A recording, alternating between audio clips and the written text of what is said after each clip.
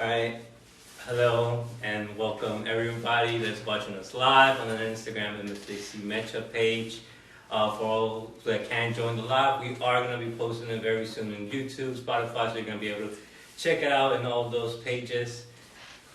So today this is the first episode. We're very excited to have some of our members here from the cabinet. I'm your M.E.Ch.A president.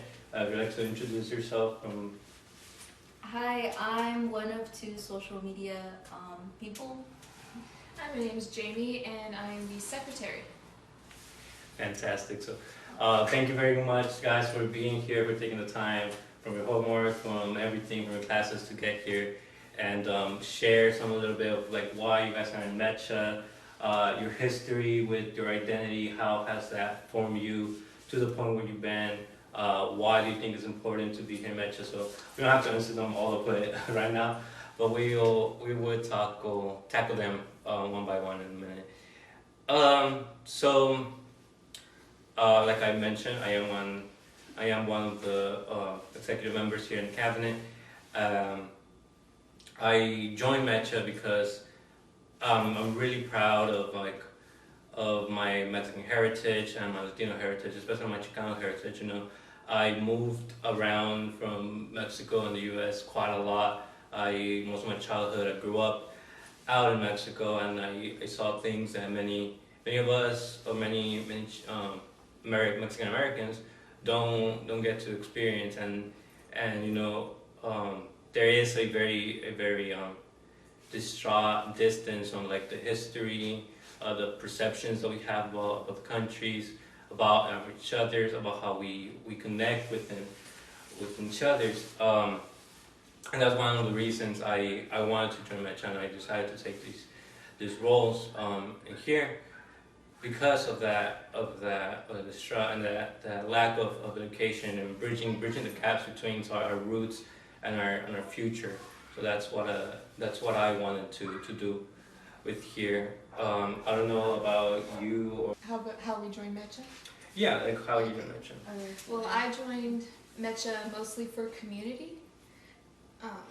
I've always struggled with my identity, and I didn't really start struggling until I was in elementary school and I was exposed to different Latin communities. And unfortunately, some people don't teach their kids that there are different communities, and so I quite felt left out. And so I wanted to start exploring that more, and because most members of my family, because I'm Puerto Rican, they're on the East Coast. So there's not a big Puerto Rican community out here, and I just felt more connected to the other Latin communities. And so that's mainly why I joined M.E.Ch.A. Okay. Hi, I think I forgot to mention my name. I'm Veronica. The reason why I joined M.E.Ch.A is because so I feel like I'm not the only one who made the mistake by identifying as Mexican. And so like throughout my whole life, people would ask like, oh, what are you? And I'd say, oh, I'm Mexican. Like, that's what I thought my identity was. But then as I got older, I realized that Mexican, it isn't your genetic makeup. It's not really what you are, who you are. It's a nationality. And I've never even stepped foot in Mexico. So like, I'm not Mexican. Saul is Mexican. I'm not, my parents are Mexican, but I am not Mexican. So like, what actually am I? And upon asking, I learned that my grandparents, they're Otomi, so they don't really identify as being, well, I guess they are Mexican because they were born there to what is now known as Mexico, but their genetic makeup, they're indigenous to those lands. And upon learning that, it's like, wow, well, so how many other, like, I hear other people who also call themselves Mexican, like, are you actually that? Or, because I know you're like, you were born here, you're not from over there, you haven't even been to Mexico either. And so there's just like, I feel like that's an aftermath effect of what, or actually an effect of what colonialism has done, is that it's erased so much education, so much knowledge of who you are, what you are, because it was genocide that they wanted to get rid of, like those native people there so that they could claim the resources there. And that is such a shame that now there are people like me that don't know their backgrounds. They don't know, they're missing out on, I want to say it's a right to know who you are and where you come from and like what your genetic makeup is. And that's what led me to seek out a community group that is also like that kind of surrounds wanting to aid, like yeah, kind of like what Jamie was saying, like wanting to find a community, because again, another effect of colonialism is that it shows that some features are more welcomed or they're more acceptable than others. Because growing up, I was very ashamed. Like right here, I can stand with no hair in my face, and I'm fine. Like I'm smiling. But like 5 years ago, I would not be able to show my face because I was so embarrassed of my large cheekbone structure. And that's, I feel like that's not fair that some girls get to grow up. They want to have like small faces with the gringuita button nose. You know, I wanted to get plastic surgery on my nose because I hated the way that it looked, and that is again one of the effects. And I want to do something about it. I'm not sure how, but I think by joining a club, like even if it's joining a club at school, that'll like, that's a step towards something, you know? So that's why I joined M.E.Ch.A, and that's why I'm here. Well, thank you very much for sharing that, both of you. You know, it is very important, like how you mentioned, the right to know where we come from, who we are, what our history is, what our past is like. I think that's one of the main reasons why M.E.Ch.A, which is like a nationwide organizations from high schools, universities, community colleges, it has so much power with it, because people are finding that they're not just a box that they can check off. I think that's the power of having a community that not only understands like your struggles of like not fitting the beauty standards, not knowing what community you fit into. I think that's one of the biggest and most important reasons people need to find a community. You know, everything is we're a very collective people. Yeah, we're humans. We're social animals, as much as sometimes we want to deny that. Like I feel like everyone kind of struggles at a point in their life where they're like, oh, I don't need anyone. Like I'm always gonna be by myself. Like that's we're humans. We're social animals. We're always seeking some kind of community. Yeah, definitely. That's true. Yeah, definitely. So that's one of the many things that we want to bring forward to the table. You know, also how has your identity, like how you guys see reflected your identity, like in your family, that you guys feel connected with your family. Like for me, I would say that I feel very connected to my family. I feel like I meet them and I know that they also gone through a bit of the struggles that I'm going through. You know, we all have different lives. We all have different struggles that we went through. But at the end of the day, it's our family and our heritage. It's what unifies us. I believe. How has your guys's like?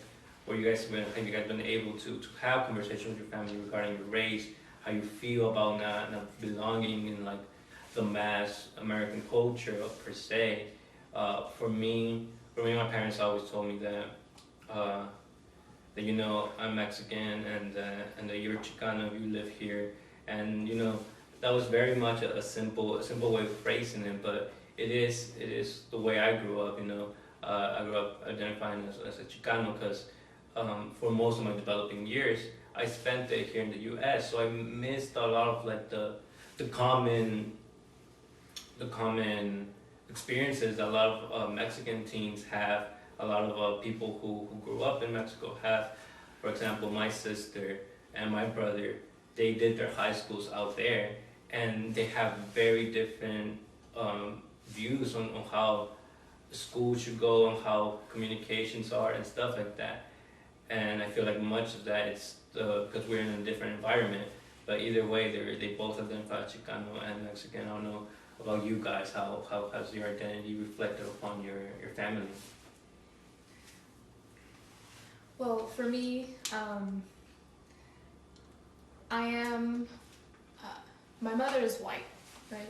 And my on my father's side, I'm first generation here from Puerto Rico on the island, and my dad in particular is he's a black Puerto Rican, and he unfortunately was not really in my life, and it's impacted me a lot because I do not look like my mother's side of the family.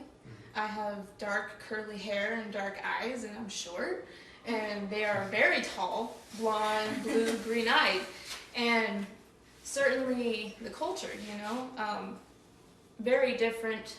So I've always felt like an outcast on that side, and I would always ask my mom, you know, because I didn't look like other people at school, because I went to predominantly Hispanic or Latin schools where most of the students are. And she really, because my father unfortunately was not in my life due to decisions he made, she was like, no, you are. Like, this is where you come from, this is where your family's from, and don't let anyone else tell you that, because they can't change who you are. And my mother's been a big support pillar, and fortunately, we are open to having conversations about race and ethnicity, and because it always, it was very confusing for me as a kid, particularly in middle school, when people would say, oh, well, there's no, like, black Hispanics, there's no black Latinos, and I'm like, well, what do you mean? Because I'm like, my dad, because the memories I had, and I was like, well, I'm so confused, like, I don't understand, and then I was like, but then we all don't look the same, but we all identify as one, so what is this? Because we don't really see race necessarily, and yet we act on it, right? We treat people who are darker as less valued, which is incredibly wrong, and yet we'll say, oh, no, we're not, you know, we're not white, or, you know, we're not this, when it's like, well, you're something because you're acting on it, you know? And yeah, and I recognize that I certainly do have privilege, because I mean, I am mostly white, you know, I have my DNA tested and everything, and I do have African and indigenous blood in me, but I'm mostly white, you know, and it's just unfair to see people that, you know, they're white but they don't look like me, and then it's like it's mostly the cast in TV shows. It's very uncomfortable, and I always think about that. And so my identity and how I feel about myself really does reflect in what I see, you know, and that's largely what it is. But I am reclaiming what I feel in a sense was stolen from me, you know, by not only my dad, but my mom's side of the family. Because as a child, my first language was Spanish. And then we moved in, and my grandma was like, you're not speaking that in this house. You're not. Otherwise, you're out on the street. And so, Holy shit. yeah. So it's so I'm usually kind of reversed. Like, no, you speak Spanish in this house. Well, it's on my mom's side. Over me, at least. On my mother's side, you know, and they're a lot different today, but I still feel resentful for that because I feel like a piece of me was taken. You know, it's like I could have had an easier time relating to people, you know, if my language, that's what I feel was, it wasn't taken from me. You know, so I'm in the process of learning it, and I hope to go to Puerto Rico someday, you know, because that's where my family's from, and feel connected. And what I wanted to go back to what you had said earlier, Veronica. I thought what you said was interesting. It's like, oh, ethnicity and nationality, and particularly with Puerto Rico being like the stepchild of the United States, right? They're citizens, but then they're not given the same rights as anyone else there. It's like, yeah, I wasn't born there, but that's what I am. That's how I identify. And because like I said before, I had an extremely hard time relating to anyone on my mother's side. So, but I just thought that was interesting. that you brought that up, and I wanted to add a note, but I'm glad I got to lead into that. No, that's incredibly eye-opening. And Puerto Rico, it's always been, the whole Caribbean always gets pushed aside when we talk about Latin American issues. Puerto Rico being a U.S. territory, it finds itself in very interesting waters at times. Also because it's an island. I got that. That's smooth. But yeah, how about you? How has your identity affected like your relationship with your family? How do you see yourself reflected? Like your identity, you see reflected upon like your parents and your family and stuff like that. There are many parts of this, but before I forget, something that you said something actually that like sparked something in my head. Also, is that when I was younger, I used to be a lot darker. Like right now, I'm light, and a lot of people think I'm chinita because of it. That's another story. Because of my eyes too, they just automatically think that. But I remember when I was younger and I first started dating, I dated someone who was significantly dark, and they were Hispanic also. And people at school, they would just come up to us and they would point out that you guys are dark, and then they would walk away, and that was all. That's all they had to say to us. Like this, just like they would look at me like, you're dark, but when you stand next to him, you look lighter. And like now I think about it, I'm like, oh my god, these poor kids. What did their parents teach them? Because this was like in middle school, right? Like a lot of these kids' actions are just reflections of what their parents taught them, and it's kind of scary that like, and if it's a reflection of what these adults taught them, these adults are scary, and these are adults, they're like real people out in the world, and they're making decisions like, and it's impacting the like, that's just I don't know. I thought now I can think back and I laugh about it, but at the time I was just kind of confused. Like why?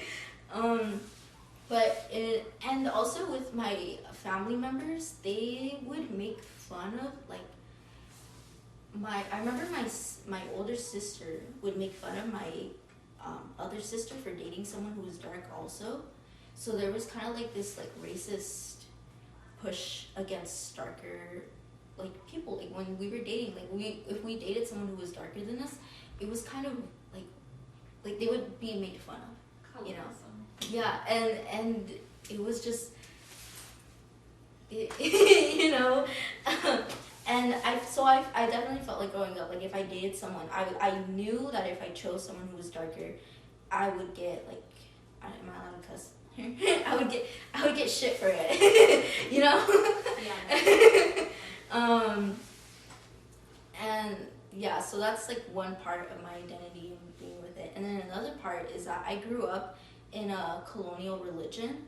And so what these religions do, or what they have done, especially the Catholic Church, is that they go into like indigenous places, and then they try to like erase, like completely erase. They get rid of their names. They get rid of like, that's, you know, you can read into that. And so definitely growing up, I felt like last year, you know how we did the Dia de los Muertos? Mm-hmm. That was my first Dia de los Muertos that I was actually allowed to like participate in, because I was always told like, oh, that's like brujeria, that's bad, you're gonna go to hell. Like, you know, they're like, yeah, they tell me all these things that I can't. But the thing is that a lot of like these religions, they keep you from participating in like many of the cultural activities, and so I feel like I did miss out on a lot, because it's just, you know, it's just the way I grew up. That was the religion, the predominant religion in my house. And I mean, now I'm not religious, so I don't know how good that worked out.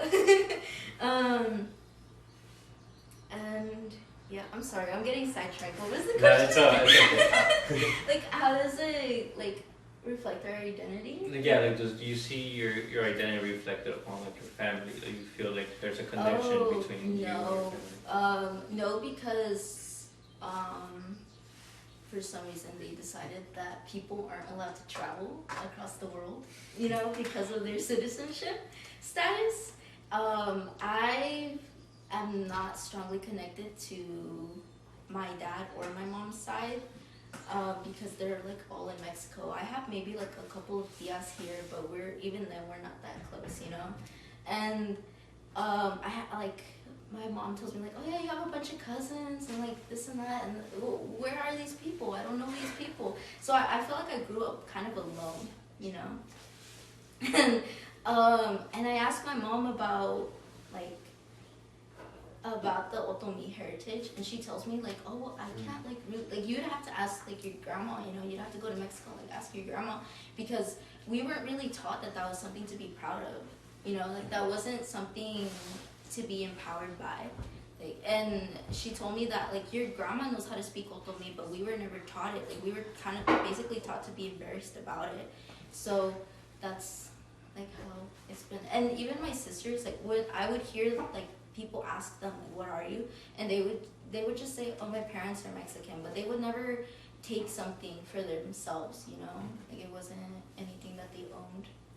Yeah. Have you guys talked to your parents now about how you feel about your identity? Okay, so I could say that as of now, I haven't had a full-on honest conversation with my parents about my identity and stuff, you know.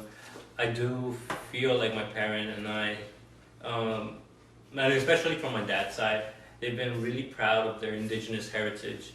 You see a lot of it like plastered throughout my house, like a little, there's like a little cool stitching that was done from indigenous people. I have some masks, I think over there by my, Oh, the picture you showed me, huh? Yeah. The bailes de los viejitos? Yeah.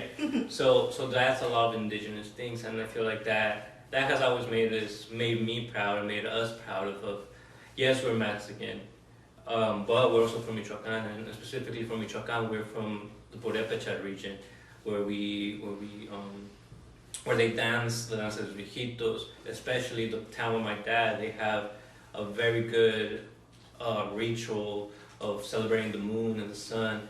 So, and the thing is, my parents never shied away from it. My dad specifically, he never shied away from it. And I've had conversations about my dad, specifically where he talks about his indigenous heritage.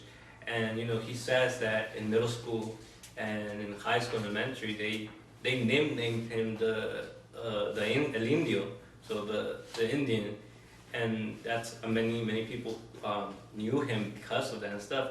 And instead of him being like, oh, that's degrading, I don't like that, he embraced it, because he did come from indigenous heritage. He did feel proud of being from a little town that was hidden by beautiful mountains and stuff like that. So that to me has always translated to my identity. And I reflected upon my dad. It's like, I talked to my dad. It's like, hey, what does this mean? What does that mean? I was like, I don't know. Go talk to the neighbor. So, like, no. But when I'm in Mexico, of course, I'm right there. I was like, but he always told us not to be ashamed of our heritage per se. To know that where we come from. Recently, my grandfather passed away, and he is a person who understood Purépecha, so the indigenous language from the region, which I'm talking about indigenous areas in Mexico. It's very surprising how, even though Mexico is like a civilized country, there's a lot of them identify as Mexicans and or mestizos. There is still the colorism and that prejudice towards the indigenous communities in Mexico, and it's crazy, because you know, Hispanic, you know, Mexico's language is Spanish, but there's a lot of communities where Spanish is their second language, and their first language is their indigenous language, indigenous dialect. So that was the case for my grandparents. Their second language is Spanish. They don't really speak. They speak Spanish. Like I made this joke with my cousin. Like since I was born here, Spanish is my second language, and I told her like, oh, I probably know how to speak Spanish more than they do, and they're like in Mexico. Yeah.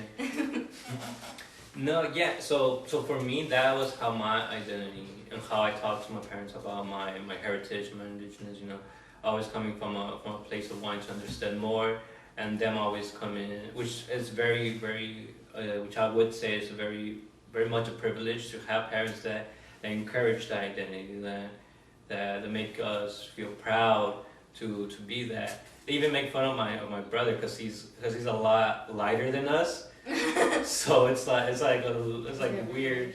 Yeah, it's like reverse, you know, and yeah, that's how I've had conversations about identity as of today with my parents. I don't know about you guys. With me? Oh, would you? No, I was just gonna say, could you say the question again? Yeah, the question was, oh my gosh, I lost the question. Have you guys had a conversation with your parents recently about your identity? Yes. For me, yes, and I frequently do because it's important to me to kind of just keep that going, you know, and I kind of just help my brother. I kind of remind him, you know, where we're from because he looks like my dad, but just a lighter version, you know, and I'm like, hey, buddy, I just want to remind you where we're from. Just before I left the house to come here, I was talking to my mom, and usually, like, you know, if your dad was still here in your life, you know, your first fluent language would have been Spanish. And I was like, yeah, like, yeah, I know, you know. And she, before me and my brother were even born, she worked hard to, like, learn about Puerto Rican culture. You know, she went on all these trips with my father's family, you know, to New York and the Bronx and in Puerto Rico. And so I have hundreds of pictures that she's entrusted to me of that side of the family, where she's like, and this is your cousin, this is your aunt, just all these people that I've never met before or heard, which, you know, I would have if that side of my family had made an effort to be in my life when I was a child. You know, my mother has maintained that connection. And I also frequently have conversations with her about race and ethnicity and how they tie into our identities. Because I know race is seen differently in South America and in the Caribbean than it is in the U.S. And just how that ties into what we see and what is represented. And so, yeah, that's pretty much what it is. The most recent conversation that I've had with my mom, because my dad isn't really in the picture, or hasn't been for a while. Also, yes, we are fatherless. Okay, now the stepdad is great.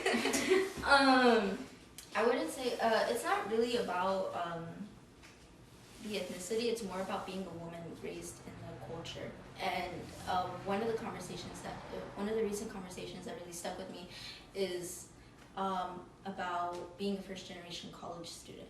And my grandmother, she got married to like a dude that was like super old, and she was like really young. And then like my grandma, she didn't even learn how to write her own name until she was like maybe about my age, like 19 or like 20. Well, I'm 20 now. And then now being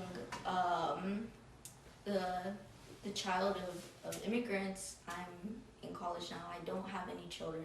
I'm not married yet, and I'm breaking many. I feel like I want to say these generational curses. Not that it's like, you know, not to bash on anyone who had a child at a young age or who's already married. It's just that when that has been a repetitive cycle, and like there aren't any changes other than that cycle, it's a very big breakthrough, at least for me personally, in my life, to be able to like continue going to school, even though I'm struggling. I'm still in school. I'm still doing it.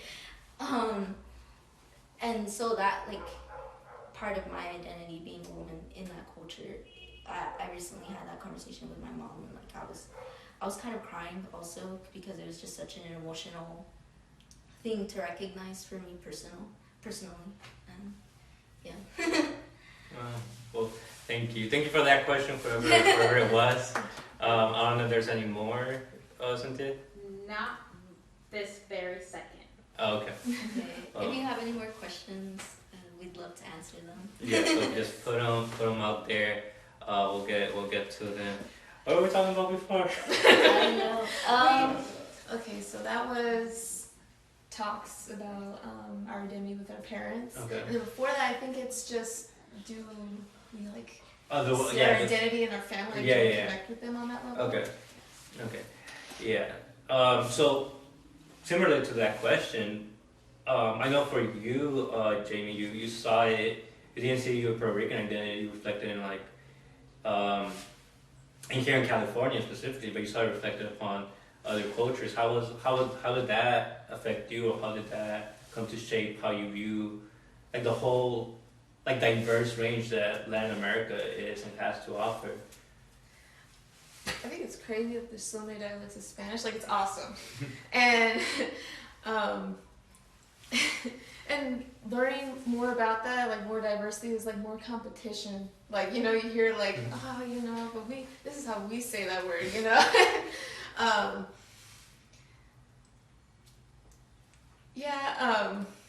And then not only that, but depending on what country you go to, there's like more of a certain race there than there's other ones, like in Brazil, and then I believe, like, I don't know if it's El Salvador, but particularly being a Puerto Rican in California, it is a very different experience than what I've seen, how we are represented, like in, you know, New York and the Bronx and all that. I know the Puerto Rican Day Parade goes on every year there, and I've always wanted to go to that. I certainly wish there were more of us out here, but there's not much I can do. You know, I mean, they got to make the choice to come out here. But yeah. There's a professor at the college. I'm pretty sure his name is Puerto Rican. I can send you his info. Yeah. That would be cool. Oh, I know one thing that we talked about in the meeting was that I brought up specifically real quick was like Caribbean classes, because that's something. I'm kind of going off topic a little bit, but No, feel free. in U.S. history, the first time, I just hate how for both Puerto Rico and in Mexico, the only time we're even taught about either of those countries is when, you know, oh, they lost, we took the land, you know. It's like we broke the rules in Texas, and we complained about it, and we started, there's that, and then Puerto Rico learned about the birth control trials and how the political messages about Puerto Rico, how they shaped the whole island as a pig. And that really, I remember that day in class, it really pissed me off. You know, I just, watching all of that, and then particularly, the black Puerto Rican women, and they were just, how they sterilized them, it's just, it's like, I want to know more than that, you know, and then Columbus Day. Well, what about Columbus Day? I don't want to hear about Columbus Day. He reached my people first. He reached my ancestors first, did all these horrible things, and then went on and spread that influence to everywhere else. He was a terrible person. You know, I don't think someone like that should be celebrated. And yet that's such a hot topic. That's such a hot opinion to have. Oh, we shouldn't celebrate this genocider? Oh my God. Like, so yeah, it's like and that's the only thing I get to learn, and it's like, you know, the influences, and we're not even taught about how many like invasions the U.S. has done on other countries. There's so many more, but none of that's erased. Just don't even learn about South America, nothing. And I'm just like, no. Let's ignore Salvador and Ecuador and all the things that America has done in South America. And it's just the same things repeated since middle school. I was like hoping I would learn something else, and I'm glad my teacher, whenever there was bigotry in the class, he would call them out. He was like, no, Like, this is not how it's going to go, and I'm going to tell you these little pieces of information that they're not going to include on the AP test that I took AP US History, but it's something you need to know. And So, who is your Latina, Latino, Latinx, or Chicana, Chicano, Chicanx, Hispanic role model? Oh, okay. Did they see my shirt?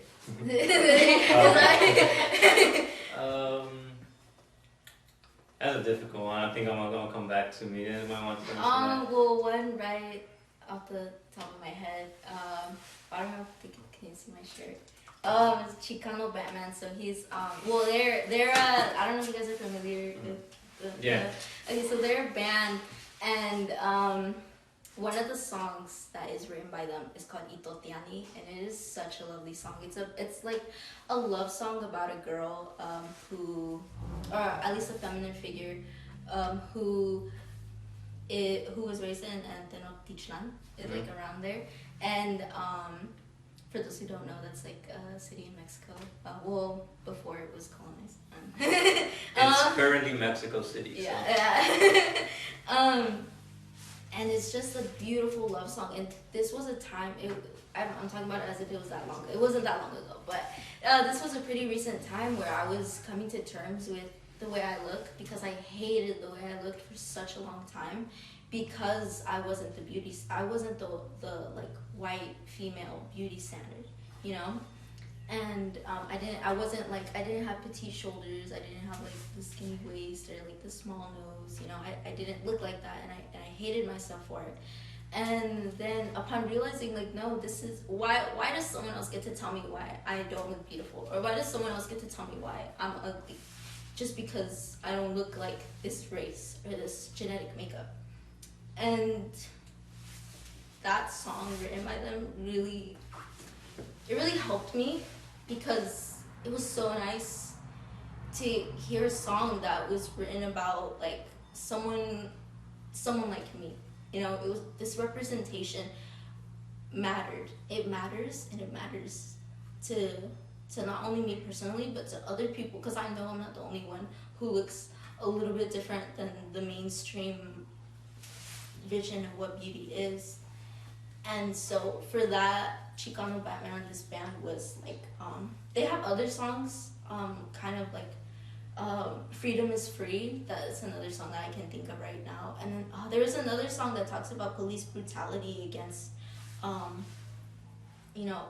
minority groups, and just to have that now is like, I want to go see them. I want to go see their concert. Hopefully I can. They're a role model for me, and it's very nice to have them around. I'd say for me, AOC, you know, I was so ecstatic to learn that she had become a congresswoman, you know, and was there, and just seeing her not putting up with any BS. And yes, some people, you know, of course she's a politician, she's a political figure, you can have your own opinions about her and some of the things she's done or said, but at the end of the day, I may not look like her, but I feel represented, you know, because she's a Puerto Rican woman and she's up there. Puerto Rico doesn't get really any representation at all in the government. Puerto Ricans on the island can't even vote in the presidential election. And they're denied resources, and I can get into a whole thing about that.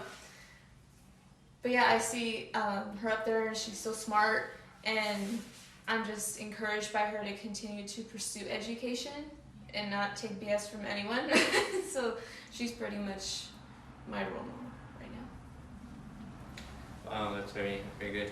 I would say for me, the Latinx or Chicano X person that I look up to, or that it's or something that I see is very much Emiliano Zapata. If those out there know, he was a Mexican revolutionary, which for me, his ideas of worker rights, of indigenous rights, of the land is for those who work it, it was very much not only revolutionary for that time, but for how history is looked at. Which, for me, I've read a lot about it and I've seen it a lot. The Mexican Revolution was a worker and a peasant-led revolution that preceded that of the Russian Revolution, which is what everybody talks about, like the Lenin revolutions and the worker revolutions that happened in now the U.S. in what was the USSR. But if you see it, you do see a lot of these contexts of workers wanting to have a dignified life, wanting to break away from the elite, pushing away conservative regimes that were just hurting the peasants of that time, and what came after of that revolution, and see how that person and how that movement is still very influential on how a lot of people in Mexico think, where there's still a ejido, there's still a lot of the things that were fought for are still things that is very written into the law system in Mexico, and seeing how his thoughts and beliefs impacted los Zapatistas in Chiapas, which is a very good movement. If you guys haven't read it or have seen about it, is basically an indigenous group who self-govern themselves now because of mistreatment and political reforms that have continuously damaged the indigenous cultures in Mexico. So that's who I would say it's my Latinx or idol. He's the one who kind of inspires that. Do we have another question for you? You do. Yeah. This one's a really good one. Okay. Do you feel you are represented in the ratios of professors to students, Chicano, Hispanic, Latino, at your college institution? Ooh, that's a good one. So, am I represented? What are you reading it? That like Hispanic or indigenous? Because I don't know. I feel like both of them are. I feel like are my identity. So You could talk about both of them. okay. All right. Cool. Okay. So for me, Hispanic and Latinx, I do feel like there is a lack of representation, and but I do think that there's a lot of representation, and I think there's a lot of community groups that are being formed. Like for example, us M.E.Ch.A, who are trying to bring representation, trying to get people to feel represented in our campus, as well as the Puente program, which I was part of, which does great work for trying to build a community with first generation students. I do feel like there is a lot of groups that kind of push this representation, but when I see it translated into the classrooms, I do feel disconnected at times. Especially for me in the humanities major, I do see that a lot of it is predominantly Anglo-Saxon, and I mean that just you can probably tell that's because of like years of Anglo-Saxon dominating literature, dominating the humanities, the philosophies. So obviously it's gonna be like a lingering effect of that. So that's what I see it.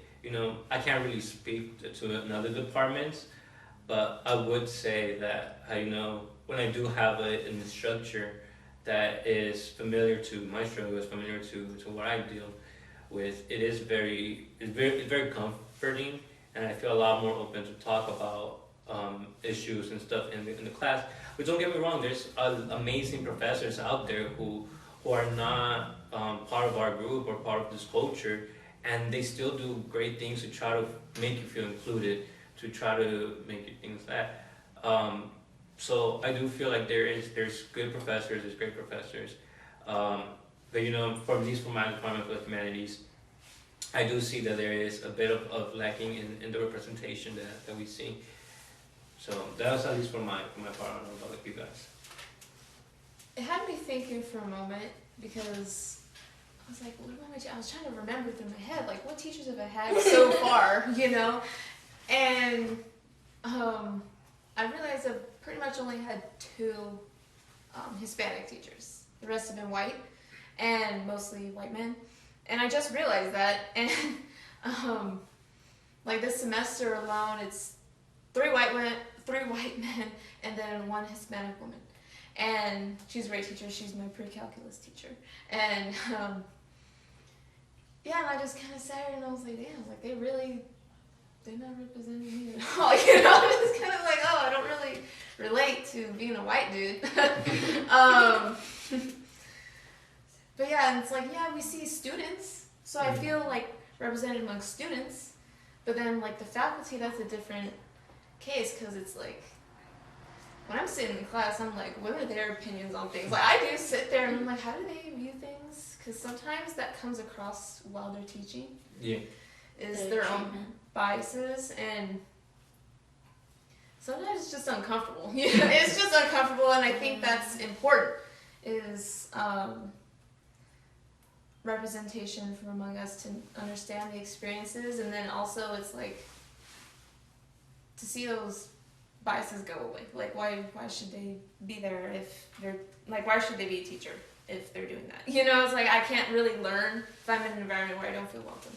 So yeah, I do think there needs to be more faculty, teacher faculty, because again, I've only had 2 Hispanic women teach me so far. Yeah, I remember in high school there was this article that I read that said students perform better when they feel like they're able to relate to their teacher, to whoever they're learning from. And yeah, that's just kind of the chip off of what you were saying. Yeah, I totally agree with that. For me personally, I don't know. I feel like on the indigenous side, I don't think I've ever had a teacher come forward and say, like, yeah, I'm indigenous. I don't think I've ever had a professor represent that or identify as that. But otherwise, yeah, I feel like I've had a pretty good mix of everyone. I don't feel like left out by any teachers, I guess. Yeah, I don't know, I feel like there's a pretty good ratio in my opinion, at least in my experience. I can say that, like, within saying that, I've only had 1 black teacher, so I feel like that ratio is it's not what I identify as, but that ratio. Actually, no, not I remember. I've had 2 black teachers, but the ratio, like, I've taken a lot of classes, so I feel like there should be more black people involved in that group. But then again, that's like not like my identity, but that is something that comes across my mind when I think about the student-teacher ratio. Yeah, that's kind of all I had to say about that. I wanted to add one last thing. It's interesting you said that, because one of the Hispanic women, she was black, she's from Venezuela, and yeah, I had her, and then Angelica Bacari is my pre-calculus teacher right now. But I know, like, in high school is when I particularly started paying attention to the race of my teachers, and I couldn't focus because I would be focusing on that, and it's carried over here because now this is the first time I've been, like, in class at M.E.Ch.A, and I was like, I don't know if I'd be able to focus if it was just all these white teachers I had and then just 1. Like, I would be uncomfortable probably, you know. But yeah, well, thank you very much for the questions. I don't know if there's one more we could get to. Is that all? And definitely not to discredit anyone that doesn't have the same ethnicity or nationality or culture as us, because I do remember a teacher that definitely made us, or at least that made me feel welcome, and yeah, there's not just her, but multiple. Professor Coleman. I don't know if you're watching this, but yes, she was very. I had Professor Coleman. She was awesome. Yeah, she yes. was. Oh my god, I don't know if any Currently taking her class, really good. Yeah. Should be working on my reading response right now. We'll get to that. So. She actually makes you think, and I've never had a teacher that has made me think that hard.